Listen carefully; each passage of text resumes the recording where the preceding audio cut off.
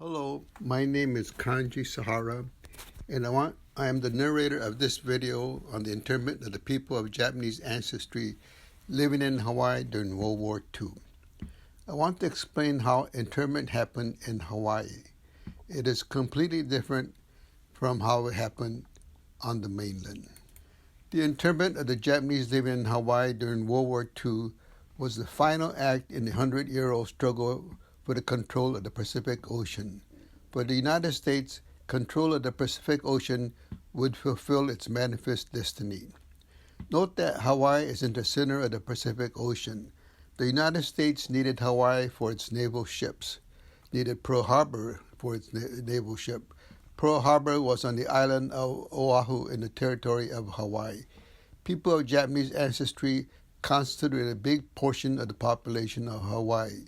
The U.S. military wondered, quote, would the Japanese people of Hawaii be loyal to Japan or America if there was a conflict between the two countries? In this video, I will use the word Japanese to refer to people who live in Japan and also to people of Japanese ancestry who live in Hawaii. Note that the Japanese are the largest ethnic group in Hawaii. Their children, the Nisei, are U.S. citizens and can therefore vote when they become of age. Some fear that the Nisei would vote as a bloc and control the elections in Hawaii. Europeans who came to America during the 19th century were immigrants. They were people who planned to live in America permanently and become U.S. citizens. Most of the Japanese that came to Hawaii in the 19th century were bachelors who signed 3-year contracts to work on the sugar plantations. They hoped to make a lot of money and then return to Japan. They were sojourners instead of immigrants. Colonists are people who move to a second country and attempt to make the second country a part of their home country. European countries created empires by sending colonists to the Americas, India, South Africa, Algeria, and many other countries. Japan also wanted to create an empire and sent colonists to Okinawa, Formosa, Korea, and Manchuria. The U.S. military wondered, were the Japanese and Hawaii colonists planning to make Hawaii a part of Japan? In 1942, John DeWitt was the general in charge of the West Coast states and ordered the evacuation of the Japanese. In 1923, John DeWitt was a colonel in the War Plans Division. He wrote the plan for the defense of Oahu, the plan. Proclamation of martial law throughout the territory of Hawaii due to, quote, military necessity.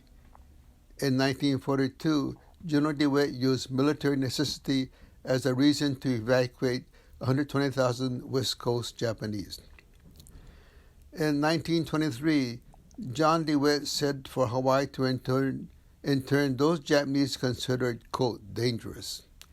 In 1942, for the West Coast states, John DeWitt said to incarcerate anybody with more than 1/16 Japanese blood, which meant 120,000 people of Japanese ancestry. Colonel George Patton's 1935 plan was to arrest and intern Japanese community leaders as hostages. Colonel John DeWitt's 1923 plan was to intern those considered dangerous, but the Army did not know which Japanese were dangerous. Patton's practical solution to this dilemma was to intern Japanese community leaders as hostages. There were 128 Japanese on Patton's list, 95 Issei and 33 Niseis. The list included 39 businessmen, 25 medical people, 25 priests, 10 politicians, 9 publishers, 8 educators, 8 Japanese diplomats, and 7 lawyers. Let me read the 1940 FBI memorandum. Upon the interning of the Japanese leaders in the community, there need no fear of the reaction of the local Japanese population in the event of war with Japan. The underlying phrase, there need no fear of the reaction of the local Japanese, explained the effect of hostage taking. Therefore, in 1940, the FBI and Army agreed on the hostage plan.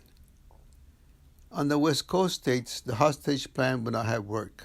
In the West Coast states, the anti-Japanese racists wanted to expel all the Japanese. The racists would not have been satisfied with just the interning of the community leaders on the West Coast states. In 1932, 11,000 Nisei were living in Hiroshima. Many Niseis were sent to Japan because the father and mother had to work, and grandma back in Japan was good at child care. In fact, in many cases, it was the other way around. The grandparents were lonely, so they wanted the grandchildren to live in Japan. The U.S. Army saw things differently. The Army argued the parents who sent him back to Japan must have wished him to grow up to be at heart a Japanese subject. That is, become a Japanese instead of becoming an American. This was the FBI's custodial detention list 3 days before Pearl Harbor. The FBI's list changed somewhat from the 1935 George Patton hostage list of community leaders. Consular agents were Issei who lived on the outlying islands who periodically went to the Japanese consulate in Honolulu on behalf of the other Issei to update their family register in Japan. This was an unpaid but prestigious job. Merchants, storekeepers, Japanese school principals, ministers, laborers, and professionals were consular agents. Because the consular agents often went to the Japanese consulate in Honolulu, they were suspect. Buddhist priests are on the list because the Buddhist church supported the 1920 sugarcane strike. The FBI, military intelligence, and Army MP formed 13 arresting squads as directed by Colonel George Patton. Each squad had 3x5-inch index cards, each with names and address on the front, and placed on the jailer to sign his receipt on the back. In December 1941, Washington ordered Hawaii's military to change defensive posture from, quote, attack alert to, quote, sabotage alert. To deter sabotage, the Army and Navy parked airplanes wingtip to wingtip out in the open.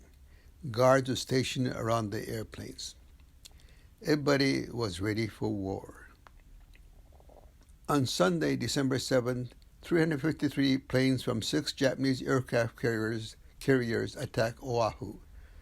The Japanese airplanes destroyed 188 and damaged 159 aircraft parked wingtip to wingtip. The main target of the Japanese Navy was the U.S. aircraft carriers. In April of 1941, there were 4 U.S. carriers at Pearl Harbor. On December 7, all the U.S. carriers were out at sea. There was no sabotage. At 11:15 a.m. of December 7, Governor Poindexter of the Territory of Hawaii proclaimed civilian martial law. The Army Commander, General Short, insisted on military martial law. To solve the impasse, Governor Poindexter telephoned President Roosevelt, who replied, military martial law. At 3:30 p.m., Governor Poindexter proclaimed military martial law with General Short as governor. General Short orders the 13 arresting squads into action, and 391 Issei and Nisei are arrested by December 8. The arresting squad used the 3x5-inch index cards. The Isseis were restricted from traveling or changing residence without permission. The Issei could not meet in groups of 10 or more and be outside during a blackout. The Japanese were ordered to turn in all firearms, flashlights, portable radios, cameras, and other items that could be used in espionage. Certain areas of Oahu were ruled off limits to Issei. Japanese fishermen were forbidden to go to sea lest they commit espionage. The Army controlled labor, including wages, working conditions, and allocation of workers to industries and firms. Many Nisei lost their jobs. Sand Island was formerly known as Quarantine Island. A quarantine station was opened in 1869. Incoming ships would be checked for contagious disease such as smallpox. Those affected would be quarantined here. It was a hospital, so many facilities were already there. It is within the city of Honolulu. Sand Island Camp took up only 5 acres of a 340-acre island. The Army built 15 feet tall fence and 8 20 feet tall guard towers. The Japanese initially slept on army cots and 8-person open-air tent without flooring. The inmates put up the tents. Sand Island is near downtown Honolulu. If Japanese battleships came and shelled Honolulu, shells that fell short would land on Sand Island. The Geneva Convention states POW camp location must be immune to bombardment. Sand Island was closed on March 1st, 1943, and the internees sent to Honolulu. Sand Island is now under the flight pattern of the Daniel K. Inouye International Airport. Imagine if you now travel to Hawaii and look down from your airplane, you will see where the Japanese community leaders were interned at the beginning of World War II. The mistreatment of hostages was intentional. Radio, newspapers, pencil, pens, or writing papers were not allowed. The Army counted eating utensils after each meal to prevent their use to attempt escape. There was a body search with anal check. There was insistent interrogations. There were no family visits. The purpose of humiliation and mistreatment was to break the spirit of the Japanese. Territorial legislators Sanjay Abe and Thomas Sakakihara were interned to show the Japanese that they were powerless. The Japanese were supposed to think, if even Abe and Sakakihara were arrested, we have to be careful. After a while, the Japanese on the outside started thinking, those Japanese that were interned must have done something wrong. Honolulu was 160 acres in a gully near Pearl Harbor. There were 8 watchtowers. There were dual barbed wire fences. If you look at the bottom photo, you can see parallel barbed wire fences.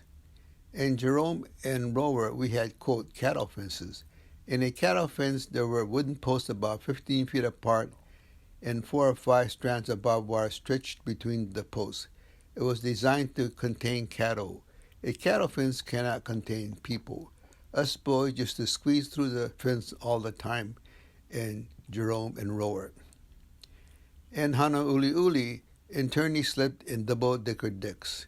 During the course of the war, internees started being released from Honolulu. In order to be released, an internee had to sign, quote, a waiver stating that he would not sue the U.S. government for the internment. During the spring of 1942 in the West Coast states, the anti-Japanese racists wanted mass internment of all the Japanese. In Hawaii, the authorities just wanted to intern a few thousand Japanese hostages. However, President Roosevelt wanted mass internment of all Japanese from Oahu to outlying islands. Roosevelt said, I do not worry about the constitutional question. First, because of my recent Executive Order 9066, and second, Hawaii is under martial law. To this, General Emmons replied, outlying islands were protected by the National Guard composed mainly of Nisei soldiers, and Japanese labor was crucial to the economy of Hawaii. Roosevelt stated, quote, labor situation is not only a secondary matter, but should not be given any consideration whatsoever. This is a 2-page radiogram from General Emmons to the War Department in Washington, D.C., sent on February 12, 1942. Let me read the portion of the radiogram that is yellowed. The specific proposal to concentrate the Japanese aliens on an outer island is dangerous and highly impractical. All outlying Hawaiian islands are potential air bases for attack on Oahu. Concentrating of Japanese nationals on any other island would greatly increase hazard of attack on that island, including possibility of dropping weapons and ammunition into concentration camps. General Inman is saying, if you put the Issei in a camp on an outer island, the Japanese Navy will come and drop rifles into the camp, and the Issei will arm themselves and will invade Oahu. After this far-fetched idea, Washington decided that General Inman was not going to put the Issei in a camp on an outer island. Therefore, we have the compromise. Send the Issei already arrested to mainland camps. The key benefits of the compromise. Number one, these are Isseis already arrested and detained, so are not workers. Two, they don't have to feed these Isseis in Hawaii, so you could save the food supply in Hawaii. The compromise is to send Hawaii's already interned Japanese to the mainland. The problem is how to do this in a, quote, constitutional way. The Isseis were interned under martial law in Hawaii, and they want to intern the Issei under Presidential Proclamation 2525 on the mainland. This is the constitutional way they develop. The Japanese interned in Hawaii were offered, quote, voluntary evacuation and resettlement on the mainland. As they got on the ship at Honolulu, they were given a gangplank release from internment. On the ship from Hawaii to mainland, 7 to 10 Isseis were crowded into small cabins. The doors were locked. The doors were opened every 3 hours for going to toilet. They did not open the door even for going to toilet in an emergency. As they got off the ship in California, the Issei were under the jurisdiction of Presidential Proclamation 2525. The Issei community leaders were sent to an Army or Justice Department camp. Their family had a choice of staying in Hawaii or coming to the mainland. If their family decided to come to the mainland, they were sent to the WRA camps. I was living in Jerome and remember when the Hawaiians came. I was then 8 years old. We used to say that the Hawaiians did not have warm clothing and that they wore pajamas under their street clothes. Many answered no to the loyalty questionnaire, and 275 renounced their American citizenship. In November of 1942, they returned 19 Nisei back to Hawaii. The government was not sure if it was constitutional to send a U.S. citizen, that is a Nisei, from a Hawaii internment camp to a mainland Army or INS camp, which is for enemy aliens. The government thought that it was constitutional to do that for an Issei. The box score. A sum of 875 Issei community leaders in Army or INS camps on the mainland, plus 1,217 family members in WRA camp on the mainland, plus 300 detained in Hawaii, for a total of 2,392 Japanese of Hawaii that were incarcerated. We next have a 2-page letter for Dylan Myers, the director of WRA, to John J. McCloy, the Assistant Secretary of War, dated February 27, 1943. Let me read the part of the letter that is yellowed. Our experience at Jerome, where the Hawaii evacuees are located, has not been good. They have proved to be unwilling workers, and about half of them have answered no to the loyalty questionnaire number 28 in the Selective Service Registration Form. They definitely are not the kind of people who should be scattered among the West Coast evacuees. The camps on the mainland were huge and well known. Camps such as Manzanar and Hot Mountain had populations in the order of 10,000 people. There were 15 or so internment camps in Hawaii. Sand Island and Honolulu were sizable. However, many camps were just county jails with a few Japanese. This table shows the number of Japanese interned on each of the islands. On December 8, 1941, Sand Island was activated. In March of 1943, Sand Island was shuttered and its tyranny transferred to Honolulu. Meanwhile, 2,092 Japanese were sent to mainland camps. The Japanese were the backbone of the economy of Hawaii. That is why the Japanese were not all sent to concentration camps like on the mainland. Without the Japanese, the Hawaii economy would collapse. Even the school children worked. Public schools were open only 4 days a week so that school children could work in the fields on the fifth day. Military courts replaced civilian courts in Hawaii. Olympic swimmer Duke Kahanamoku was a military policeman during World War II. He arrested a civilian, a Mr. Duncan, for shoplifting while intoxicated. Duncan was tried in a military court and lost, and he appealed his case to the U.S. Supreme Court. In 1946, the United States Supreme Court in the Duncan versus Kahanamoku decision ruled that trial by military court in Hawaii during World War II was unconstitutional. The Supreme Court held that Hawaii's Organic Act did not authorize the declaration of martial law except under conditions of actual invasion or rebellion. The Army's Counterintelligence Corps tested the loyalty of Nisei by multiple choice tests. Let me read a few of the questions. A positive point means you're loyal to America. A negative point means you're loyal to Japan.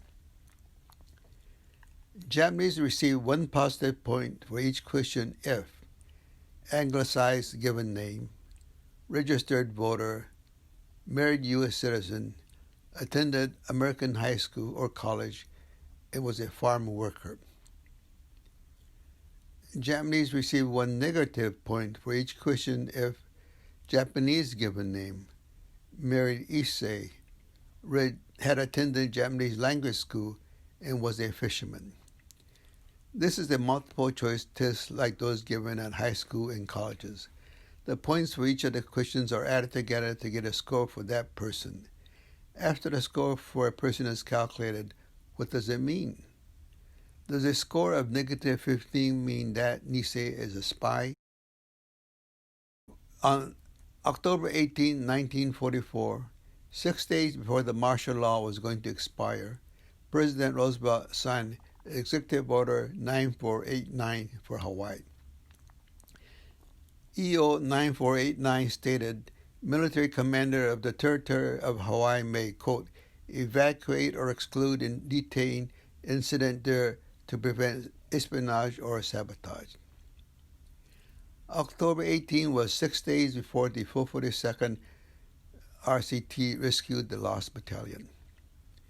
In October of 1944, President Roosevelt wanted to look tough to the voters in California for the presidential election. EO 9489 for Hawaii was similar to EO 9066 for the mainland. The U.S. Supreme Court ruled in Mitsui Indo that a conceitedly loyal American cannot be detained. The Supreme Court announced its decision on December 18, 1944, which was after the presidential election. The Justice Department knew that the Supreme Court would rule that loyal Americans cannot be detained in camp, so in December of 1944, the Justice Department recommended to the White House to close the camps. The White House said wait until after the November election. On December 17, a day before the Supreme Court would announce its decision, the White House announced that the camps will be closed. After the war, former Governor Poindexter of Hawaii was congratulating himself. He stated, after they interned the suspected Issei, that put the, quote, fear of God in the rest of the Japanese, so there was no spying and sabotaging during World War II. Or maybe there was no spy and sabotage among the Japanese to begin with. During the war, no Japanese American was accused, brought to trial, or convicted of spying or sabotaging for Japan.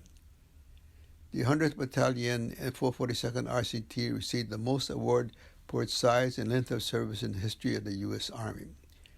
The Kibe were invaluable translators for U.S. for control of the Pacific. The result was 1952, East Asians were allowed U.S. citizenship. 1959, Hawaii given statehood. And we return to the question raised 50 years before about the Nisei voters. After the end of the World War II, the Nisei politicians in Hawaii won elections. The Nisei took control of the Hawaii government. That was the solution to the Japanese problem. After decades of hardship, discrimination, and mistreatment, the Japanese problem was finally resolved. Thank you.